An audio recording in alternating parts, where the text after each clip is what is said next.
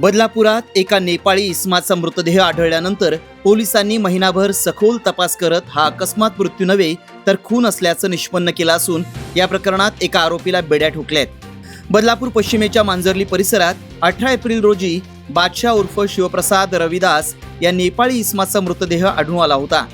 या प्रकरणी पोलिसांनी सुरुवातीला अकस्मात मृत्यूची नोंद केली होती, मात्र त्याच्या पोस्टमॉर्टम रिपोर्टमध्ये गंभीर स्वरूपाच्या अंतर्गत दुखापतीमुळे त्याचा मृत्यू झाल्याचं समोर आल्यानं पोलिसांनी तपासाची चक्र फिरवली।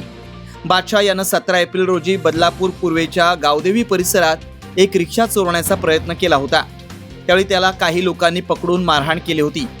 तिथून पुढे गेल्यानंतर आणखी एका इसमानं त्याला लाकडी दांडक्यानं जबर मारहाण केली आणि त्याला बदलापूर पूर्वेच्या मॅकडोनाल्ड चौकात आणून टाकलं होतं।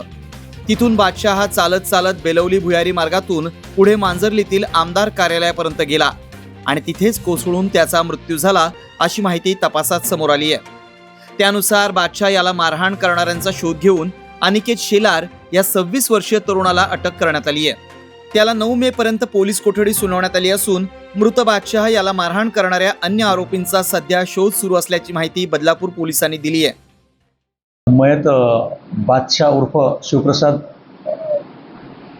रैदास राहणार नेपाळ यास रिक्षा चोरण्याच्या कारणावरून अनोळखी लोकांनी मारहाण केली होती। त्या संबंधाने पूर्वी बदलापूर पश्चिम येथे अकस्मात मृत्यू दाखल होता। अकस्मात मृत्यू तपासात असं निष्पन्न झालं की सदर इसमास कोणीतरी मारहाण केल्यामुळे त्यास मरण आले असावे असं मान्य वैद्यकीय अधिकाऱ्यांनी आपल्याला ओपिनियन दिल्यानंतर बदलापूर पूर्व पोलीस स्टेशन येथे आपण 168/2016 BNSचे कलम 105 अन्वये गुन्हा दाखल केला होता।